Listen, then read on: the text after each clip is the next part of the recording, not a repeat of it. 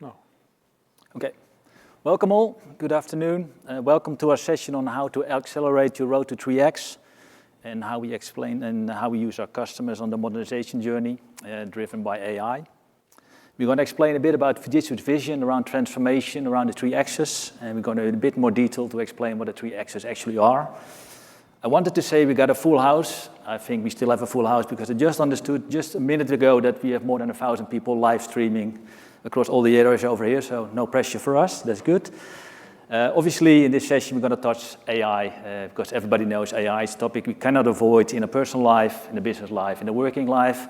And I think today, just wandering around the expo, I think I've probably seen more than 300 booths saying AI, AI, AI. So again, we also will do it. So don't blame us. This is a bit of an overkill, but it's a topic that's very important for all of us. So this session will be co-presented. My colleague Flemming Muller and myself will present it. So let's first start with a bit of introduction on the agenda. So I'm going to start out a bit with an introduction of slightly about ourselves, but primarily about Fujitsu, because some people might not be that familiar with Fujitsu. We're going to bit of background what Fujitsu is offering, what we're doing globally and regionally as well. Then we're going to dive a bit more into what the road to 3x actually is. So we're going to explain Fujitsu's vision around the transformation, and Flemming will dive in that in a bit more detail. Then we're going to look into the modernization services that Fujitsu is offering. So how do we apply some of that methodology that we explain in day-to-day services for our customers? We're going to give a bit more background on how we are using AWS in that, how we are working together with AWS around the modernization. And we're going to explain a bit around end-to-end methodology we are using. Next, we're going to move on a bit to customer settings. So how do we use this in customer engagement? So we're going to give a couple of examples on how we use the AWS tooling, our approach, our joint approach with AWS in a customer setting. So some examples of modernization studies. And of course, we want to focus on how we specifically apply AI in that. So how do we use generative AI to solve the challenges that customers have in their modernization journey? So with that, let's first start with a bit of background. So Flemming, let me first start with an introduction on yourself. Thanks, Ron. All right, let me quickly introduce myself. I'm Flemming Van Møller, and I live in Denmark, just north of the capital, Copenhagen. Right now, I'm working as a lead enterprise architect at Fujitsu Global Modernization Knowledge Center.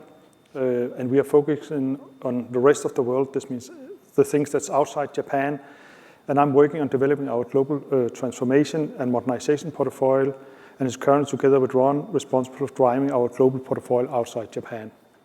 I've been working with digital transformation for more than 20 years by now, and I've successfully implemented several major mainframe migration over these years. All right, back to you, Ron. Thank you, Flemming.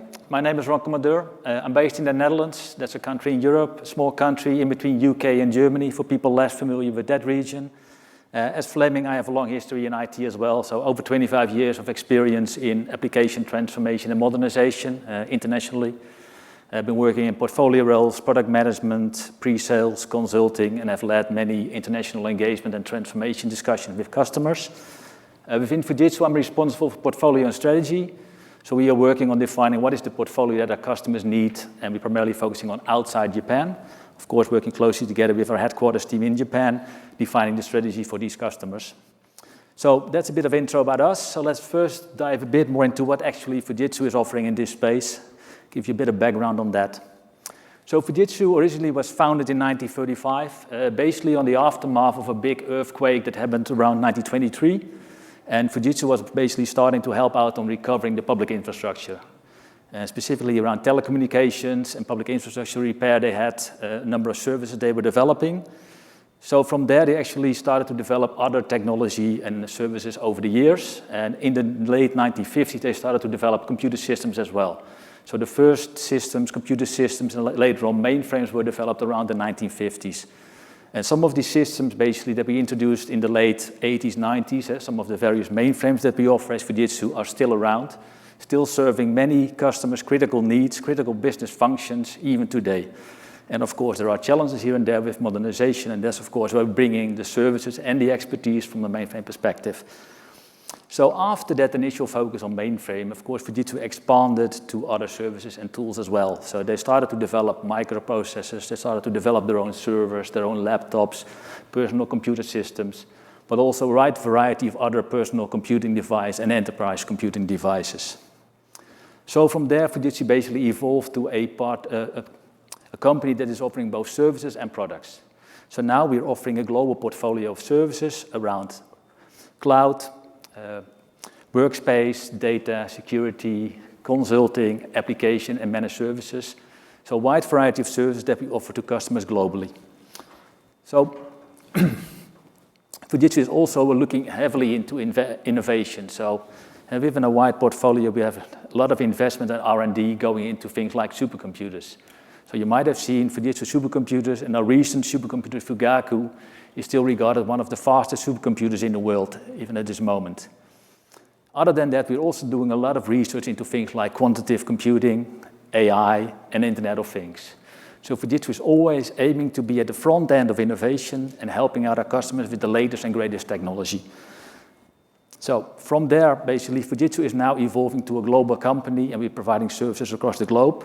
We are headquartered in Japan, and we have almost 77,000 colleagues working in Japan. And in Japan, we are one of the biggest IT firms, given the market share we have. So we're over 180 countries worldwide that we are supporting, and globally we have more than 124,000 colleagues that are helping us on that. So with that, let me hand over the next part. Fleming, you can take on the road. Thank you, Ron. Thanks for introducing Fujitsu and giving us a little bit background on where we are from. Now let's talk about the road to 3X. This is essentially all about undertaking the digital transformation, sustainability, and going green. Together, our 3X strategy enables businesses to achieve a balance of technology advancements, environmental sustainability, and social responsibility, creating an impactful transformation. Each of the 3X contributes to creating a value across the business, and in today's session, Ron and I will try to set this in context of transforming outdated IT and legacy systems. And the first thing to talk about is going to figure out a little, where do we start from? Where do you start from when you have to do these kind of things? So, okay, we'll start talking about a little bit about value creation in digital transformation. In essence, creating value is about making a positive impact to customer, society, and the environment, while also ensuring businesses' growth and success. First question is, who is actually creating value? Is it a tech expert? Is it customers? Maybe it's partners. We believe it's important that creating value is a collaborative effort. Businesses need to engage with their customer, employees, partners, and other stakeholders to truly create value that is meaningful and sustainable. And we see that the newest kid on the block for creating this kind of value is, of course, AI, which we will come into again much more later in this presentation. And how is value created? When we look at the value creation, we primarily focus on two things. First, we are focused on customer needs. Second, on transformation and innovation. And on the other hand, we are talking about maybe inventing new cool innovations. So overall, all of this is about to create new products, enhancing efficiency. But also, again, what kind of value is created is important to think about at this place, because you need to understand the value that you create should be sustainable, should be useful in the long term. And finally, it's important to understand where is value created. So why are we talking about these things? That's because when you're talking about ongoing on a digital transformation, you need to, this is one of the most important components to start working from. And we'll go into details on two other things that we need to discuss. The next thing is here we have created this quadrant. And in this quadrant, we are trying to describe, okay, where is the business? We need to understand our customers, where are they? So we are primarily talking about three different things here. First, what is driving a digital transformation? That is the horizontal line to the right for you guys. Yes, no, yes. Here we need to understand where a customer is. Are they very technology focused, operational focused, or are they thinking of the strategic goals going forward? Because this affects how you have to undergo a digital strategy. Second thing is that the time horizons, that's the vertical bar in the lower, and that is how much time do they have to undergo a transformation? Do they have months or do they have years? I'll come in with some examples explaining why this is so important. And finally, of course, you have what is the investment budget? How much do you have to invest in this kind of modernization? because depending on whether you have to watch any pennies you have, or do you have a fairly large investment budget, that's also affecting what kind of strategy you should embark on. Okay, let me try to give you a few examples. We have some customers that is, basically because it's outdated IT and legacy, they need to focus so much on the technology stack, meaning they can barely, maybe let's say, make a backup, restore environment. So they are so focused on technology stack, and that means they can of course not wait several years to undergo a digital transformation. And that's why when we then discuss with them, we are talking about, okay, then we need to have what we call an application focus. We need to focus on the application that is causing these troubles and ensuring how do they modernize these kind of applications. And that's one of the primary focuses of today, because we have our collaboration with AWS Blu Age, which is specialized in this area here. On the other hand, you can also have, of course, a customer that have very clear strategical goals. They have a large budget. Then we recommend that you go on another digital transformation strategy, and that is looking into the business process approach. Here we are talking about how do we go in and capture existing processes with some kind of re-architecture service, going in and improving those processes, harvesting whatever we can, and moving that one forward. And again, we'll come into more examples on that later. So now we have looked at how you create value, what value creation means for a digital strategy. We also looked on the three parameters on how you have to plan a digital strategy. The final thing that we are very focused on is growing capabilities. So what do we mean about growing capabilities? Well, if you have an organization that has outdated IT legacy system, that means that they normally are struggling with higher risk, higher complexity and cost, and that is struggling them to get out of that compared to where the competitors might be as of today. On the other hand, we have, the first one was our orange tree, and the second one is the future, where do they want to go, and that is our green tree. They need to come to some kind of being capable of creating new business models. They need to have new capabilities. So in that matter, this is what we have to understand from a customer. Where are they on this here? Because again, there's so many nice things they might like to do and they wish for, but it's like putting a kid into a candy store. They want everything. So again, our job is to talk with them about how do we limit it, what is the most important things for them.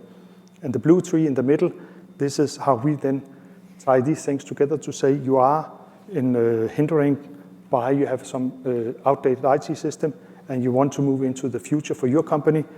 This is how we are going to do it. Okay, with this said, I'll hand back to Ron. Thank you, Flemming. And thank you for the strategic background. I think that helps in understanding how we position this with our customers. So before we dive into our modernization service, let's give a bit of background on our collaboration with AWS. As Fujitsu, we started working with AWS already more than a decade ago. So the initial work is probably around 2012, and we started basically the initial partner network together with AWS. And from there, we started to develop our own services and capabilities over the years, so specifically focusing around management of cloud environment and transformation discussion with customers. Around 2016, Fujitsu established their first hybrid IT services offerings, specifically focusing on these elements, so assessments of customers' environment and the transformation and the ongoing management of customers' environments. Later on, we also expanded a bit more into actual solutions for customers from a variety of industries. Initially starting from the mobility industry, but later on also working with customers, financial services industry and retail, and also a host of other industries later on. Over the years, then we further expanded our capabilities globally, and working closely together with AWS, we actually achieved the Premier Tier Services label around 2023. So basically to grow our capabilities and show the capabilities globally. What we saw around that time from 2022, 2023, there was an upcoming need for a lot of customers, specifically in our headquarters around Japan. A lot of customers challenged with modernizations. A lot of, let's say, legacy environments still around in that environment that needed a resolution. So Fujitsu established a global modernization knowledge center around 2022, specifically focusing on building capability and knowledge around how to help our customers on the digital transformation and modernization of environments. And obviously, while expanding that modernization knowledge center, we needed to look into, well, how can we scale that? Not only within Fujitsu, with building up knowledge and expertise, but also finding the right partners around platform, cloud technology, tooling, hence the collaboration with AWS, specifically focused around modernization. And early this year, we actually established a formal partnership around specifically the modernization of customers' environment onto AWS environments in a modernization and acceleration project. And that's specifically focused on how we can use AWS products, Blu Age specifically, to help our customers transforming their actual legacy environments.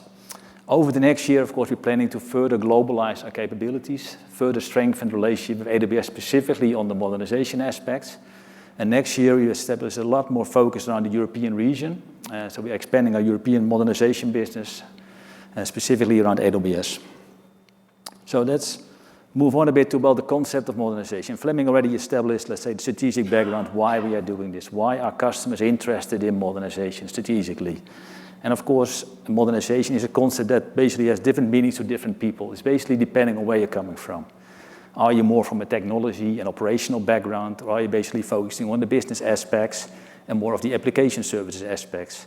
Of course, that's driving different demands, different requirements, and of course, we need to find the right balance. So what's the right balance of services, and what are the right activities to help the specific customer needs?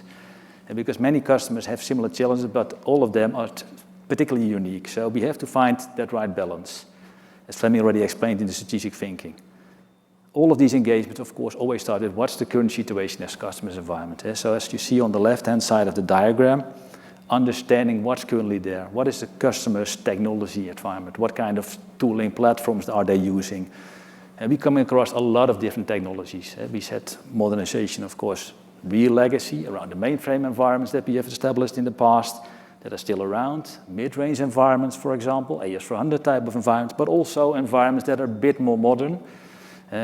Unix and Windows environments, but even Windows environments that basically were applications that were developed 15 years ago are still not fit for purpose anymore to easily migrate to cloud. So even in these kind of environments, you need modernization services. So we find the right balance into understanding what's currently there, what mixture of technology customers have, and how we can best help them. So we basically established a global portfolio around modernization-specific services. Because some of these applications are quite easily to move to a cloud environment and utilize cloud technology and features and functions. Other applications, you really need to go under the hood and restructure them, restructure the architecture, restructure the platform, utilizing different frameworks. Another application that might have been developed in-house, let's say 10, 15 years ago, you can now basically buy from the cloud marketplace. It's basically software as a service type of solution, so you replace some of these services. And other applications you don't need at all going forward. So we rationalize customers' environment as well. And of course, the move to cloud is only the first step. Because many customers like to get off their traditional legacy type of environment and then move on to a cloud type of environment, but it doesn't stop there. The ongoing demand from the business is, of course, driving further needs to evolve the application landscape. But specifically, the technology, of course, is driving that. And we see the upcoming of AI. We mentioned it's AI all over the place at this event. Everybody's talking about it. That's driving different demands on your application estate. What can you do? What kind of tools do you introduce that actually can leverage some of that AI functions? So you constantly evolve your application estate. And of course, from a business perspective, there are other demands coming up. So business has to deal with social aspects, sustainability, green transformation, as Fleming mentions. They're driving different demands for your application estate. What we have done as Fujitsu is basically bring it all together under one portfolio. And you see the word Fujitsu Uvance. Uvance is basically the name of our global portfolio and how we actually challenge some of these customers, how we resolve some of these customer challenges. And Uvance is basically short for universal advantage. And within Fujitsu, we typically like to say we resolve societal challenges with technology. So we find a combination of business and technology wherever we can. So with that, let's move on to the next step, and Fleming will introduce a bit more. I'm just about to dance because we promised that I dance every time Ron speaks too much. Don't dance too much. No, actually, I like to go a step deeper into our modernization service. I had written a note here that, as Ron explained, modernization service evolves around our consultative services. You didn't mention that, so I'll just take it here, is that for us to start all of this digital transformation and find out what is the right way to modernize and how to use AI, we have created what we call a consultancy services that evolves around our experts going out and helping people. And from that one, I'd just like to explain a little bit here about what's called here modernization assessment. And what I want to say about this is that this was where I spoke before, again, that we have our understanding of, we need to understand where value is created, we need to understand the quadrant where a customer is on the quadrant, we need to understand the capability, how they want to grow their capabilities. With these three things here, then we actually, I'm just going to scroll a little here. Sorry, we cannot do that. But what we're doing here is that then we have some tools to go in and do this kind of analysis to understand where we are. Here in this example here, we can see that there's several options coming from the modernization assessment. That is that you can either retire, retain a system. Many of you might know that already. But here we're also then showing that in this situation, we arrive at a situation where we will recommend rewrite service with AWS Blu Age. And I spoke about before, you can also talk about rehost or rebuild an application on a new platform with other services that we are providing. And then in the end, we are going to also find out how we can optimize, because one thing is that you are moving the whole existing outdated IT into a new environment with AWS Blu Age, converting, for instance, COBOL to Java. But then when you have moved it to Java, the next step is also as important, is how do you then manage it going forward? So that's and Ron will explain a little bit more in detail on that in a moment. And now I'll just go into one step further before we go back to talking about more specific on the AWS. Here, that our modernization assessment that we are using here is built up of 4 steps before we hand it over to, for instance, AWS Blu Age. And the first step is initiation and planning. And this is the step where we basically just setting up the governance structure around a project like this. But it's also important thing is here to define the scope together with the customer. Because again, as we saw on the first quadrant slide, that you can have a big outdated IT system, but you need to scope it into smaller pieces and break it down into smaller pieces. The second one is the vision and strategy. Here we actually, that was where we start to talk with the customer about the the value creation, analyzing the organization's strategic goals, the time horizon, the budget, and the capabilities. Then we go into discovery and verification. This is a step where we then using some technologies on the application level to go in and look at the code, finding out whether the code is reusable or not reusable, how we can break down the code from a monolith into microservices, for instance. And then the next step is assessment and transformation strategy. This is there where we then take and bind all the strategical initiatives, the analysis on the code level together, and that's where we come up with our recommendation to a customer to say, this is what you need to do with your application, your outdated IT, and also this is the step where we create a blueprint that we then can hand over, for instance, to AWS Blu Age for them to take it into the next step that Ron will explain about now. Okay, thank you, Flemming. Yeah, so as we said before, we wanted to look into scaling our capabilities. And of course, on the tooling side, AWS was offering a tool that definitely helped us on that end-to-end journey. So Fujitsu has started to work together with AWS around AWS Blu Age. Blu Age is a tool for modernization refactor, as they call it themselves. This is basically transforming legacy applications. But it's not only a legacy code transformation tool. It's basically an end-to-end tool to help you get off your traditional environment into a modern environment. So it can help you around assessment, migration, actual modernization and transformation, but also the ongoing development and enhancement of your application code. So as you can see on the slide, this nicely fitted with the Fujitsu's approach to end-to-end consulting and transformation. So also Blu Age is starting from an analysis part, so understanding what's currently there, absorbing the source code that's there, analyzing that in order to transform that to a more modern variant. And typically things like COBOL are transformed to Java, so you can basically build upon going forward. So the heavy lifting of Blu Age is done on that transform step. But of course, after the transformation, you basically have to start deploying and landing it into a modern environment. And that's where they apply an end-to-end automated tool chain, a DevOps tool chain basically, in order to develop, test, and deploy your modernized applications. And that's also where Fujitsu then comes in, because the ongoing evolution of applications and the management of applications, of course, we will do together with the toolset from AWS Blu Age, but we will do the ongoing activities around that. So this is the AWS Blu Age product in an overview. It's not only a technology product. They also have basically a project management layer on top of it called Blue Insights, which basically gives you the insights into each step of the transformation. So from your initial analysis, your transformation, you have reports and dashboards to really understand where are you in the process, and so you have a complete oversight and to actually understand where you are on the journey. There is a dedicated session later this week on Wednesday afternoon that Xavier Plot, the lead architect from Blu Age, will explain in a lot more detail. And we definitely recommend you to visit that session if you need a deeper understanding of Blu Age. As I said, after the Blu Age transformation, we have basically an ongoing set of services for management and transformation. At Fujitsu, we have established a portfolio around that. Cloud Transformation Services is called. But it's not only around transforming and migration, but also providing a number of other services. For example, assessment services around your portfolio, well-architected reviews type of activities to understand from an architectural point of view, where are you on your, say, evolution towards AWS and using of cloud technologies, but also things like how to set up a DevOps toolchain in your environment and things like containerization. So a wide variety of services to help you. And from there, of course, we can help you around the transition to a cloud environment from a technology perspective, but also from a ways of working perspective. And then the ongoing management of both the technology, the infrastructure, so cloud managed services on that side, but specifically, of course, the application side of things. Because, as I said, the applications are being migrated and modernized towards a cloud environment, but they need constant evolution. So we provide services to manage your applications, but also to help you evolve to the next state in order to tackle your business requirements and your future needs.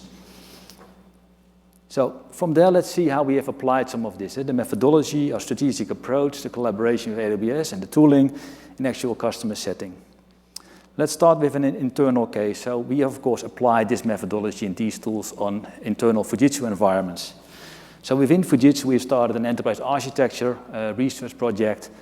We basically have started to modernize more than 4,000 business systems. So from an architectural perspective, we have brought that down to just over 1,000 systems.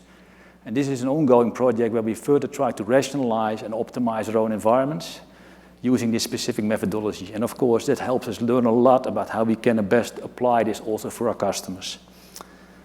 So apart from doing it from our own internal IT settings, we also have done it for customers. And specifically in this example around financial institution, we have helped them because they were challenged basically with their systems not really being integrated enough, a lack of good understanding of their data, and specifically challenged around digital and sustainable transformation. So we have helped them with a data solution, a data lake solution, and some business intelligence in order to get them onto a cloud environment. Another example is from a manufacturing customer where we basically have helped them with a legacy mainframe environment. A lot of applications were scattered around the environment with lack of integration between these applications, and they really need to optimize these environments to get them off the mainframe to a more open solution and an open environment. And the specific issue they had was around their supply and demand. And so we basically helped them on an AI solution to really do their supply and demand planning as well. So AI was coming in there already. And that basically gave them a system to further evolve on. And so it's the basis for further evolution of the digital transformation. And finally, we have another manufacturing customer where we have a customer that was challenged with, again, legacy scatter type of environment, and specifically the need to integrate different data sources, different sources of information across a wide landscape that was not compatible. These systems were not integrated, compatibility challenges were causing them issues. So we basically helped them to optimize these systems, and we did that by implementing an SAP S/4HANA solution specifically.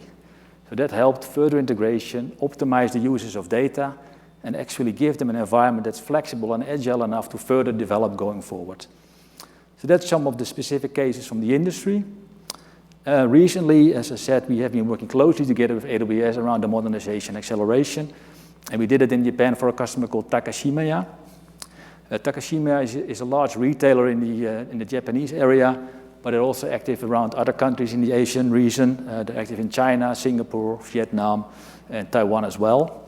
And they have a yearly revenue of over $5 billion. Takashima had two specific problems. One was technology-driven, because Takashimaya was running on mainframes still, and they had challenges just finding the spare parts to keep the mainframes operational and up and running. The other big challenge was that Takashimaya, the team that's supporting the application, was getting a bit aging.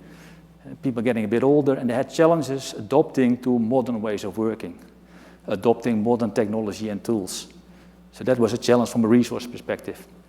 But one of the biggest challenges was just the lack of good information, because these systems have been developed well over 20, 30 years ago.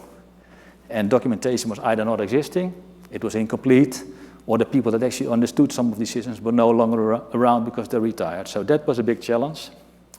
So what we offered them together with AWS Blu Age, we offered them an as-is migration. So functionally, we migrated the systems to a cloud equivalent, using AWS Blu Age tools that I earlier explained, using the Blu Age end-to-end process. And that basically gave them a new environment where they have an optimized solution to further continue building on. And the main outcomes are reduced transition period, and definitely a reduction of, let's say, the maintenance and operational cost of these environments because of the new technology and more flexibility in the environments. So that's Takashimiya as one of the specific examples. Let's now move on to a bit on how we then use generative AI overall in our approach. And we mentioned a couple of times AI, but how do we actually do that? So let's focus a bit more on the Blu Age toolset. So just said, for Takashimiya, we were faced with a couple of challenges specifically around information, lack of information, incomplete documentation. And of course, we needed basically the conversion of legacy type of environments to a modern variant. So what Blu Age has been doing over the last couple of years, of course, they also have been implementing AI as part of their end-to-end toolset. So specifically from the features that AWS Blu Age is offering, we have used a couple of them for the Takashimiya case. Of course, the code conversion is one of the key things, where AI is specifically well catered for. Large language models can help you translate COBOL, for example, to Java and other more exotic languages to modern variants. So that's an element we have been using on Takashimiya. But of course, the main use case was how can we resolve the lack of actual information, the lack of up-to-date design documentation. Source code that has been written 30 years ago without well-understood comments. How can we do some of that? And that's where AI specifically came in, because AI is specifically well catered to help you take source code, understand what comments might or might not be there, generate new comments, help you generate test cases, but also understand, for example, how is the design of the application looking like? Based on the source code, generate your documentation around the design and the architecture. So we took a couple of the key features that Blu Age is actually using as part of the Takashimiya case. Let me now hand over to Fleming so he can explain a bit more around the uses of AI in other parts. Thank you, Ron. So yes, how did we actually use generative AI at Takashimiya? I hope I pronounced it correctly. So in Takashimiya, we used generative AI basically in three different areas. It was to improve quality, it was to improve productivity, it was to accelerate the processes used around Takashimiya. The first example is that in improving the design documentation readability, here we were using AI for language simplification, structuring and formatting, and proofreading for consistency on all the documentation. The second example is in improving maintainability, like Ron was explaining about the code that's coming out. So it was about to getting consistency code. It was to create documentation of the code. And here we were using AI to enforce coding standards, identifying inconsistency, code review, and actually also as a test assistant. And what does that actually give us? Well, by utilizing AI, what happened was that we are reducing the time it takes to create design, documentation, and test code. And this actually results in reduced development time. And that means that we can deliver things and a project faster. So this is very much about on an existing case. But what's also more important is how do we then like to use AI going forward? As you saw before, this was the model, and again, I'd just like to recap. We have the consultant services, so we are looking into, and I'll explain a little on how do we actually like to use AI in the future on our consultant service, our modernization assessment. And second, there's some more thoughts on how can we use AI in the modernization step itself, both with Blu Age and in some of the other cases. And finally, again, a little word on how would you like to manage and optimize the managed service afterwards you have migrated. So we see it as three very important aspects of using AI. In the first step in the modernization assessment, here we are looking into how can we use AI in system analysis. For example, it's about scanning code base or infrastructure to point out technology that are at the end of the life cycle or costing too much to maintain. A second example is that in the prioritization, when you're looking into what is you need to modernize, that is the balance between what is urgent and what is important. A third example is that cost and ROI estimation. That's quite important when you are looking at the digital transformation strategy. What does it cost? What is the return of investment? And here we would like, or is working on letting AI run multiple models to estimate the cost of modernization and predict the return of investment even better than today. We are of course doing it today, but it's important to get even closer to some numbers that also is comparable to the investment budget. And the fourth example here is that on the business process mapping, this is maybe not when we go to a rewrite service, but that could be a re-architecture service or rebuild service, that we are looking into business process mapping. How do we identify inefficient processes? How do we isolate different kind of business process to know which, when we have to harvest it, how can we move that one forward? Because there has gone so many money into these outdated IT systems. They have been developed over 20, 30 years. So if you can preserve some of that value, it is very important how we can take some of that and break down the monolith into microservices, and that way preserve a lot of that investment that you have already made like 20 years ago. Otherwise, it's like throwing money out of the window. If we then move to the modernization step, then we're looking into how we can use AI by becoming an integrated part of the modernization. We here are looking into, again, mostly on the rebuild re-architecture, and that is how can we use it in requirement gathering? How can we use AI to do analysis on the business workflow to speed up this process, because it's quite time intensive to sit and analyze existing systems, analyze existing work processes. But it's all documented in the code that you have. So how can we use AI to understand the code even better, and from that one, create understandable documentation that you can take and bring forward when you have to rewrite or re-architect a system. And the final, that is in the managed service, here we'd like to understand if we can use AI in a data-driven, to create data-driven recommendation, look at the operational data and suggest specific improvement or identify areas where automation can save time. Okay, so with this, I think we have been around it, Ron. So now we are ready to take some questions if you're interested to ask us something.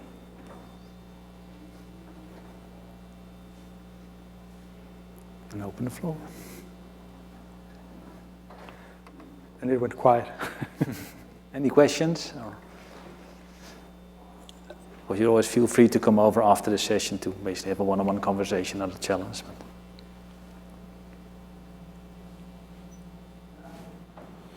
Otherwise, I think we'll just like that there's, of course, these two sessions that Ron was explaining about, the one with Blu Age that Xavier is having. That's a very important one. And then we have the DevOps, but I think that has already been today, right? Mm-hmm. But otherwise, please come and visit us at the Fujitsu booth, 544. Yeah, exactly. Thank you. Yeah, thank you very much.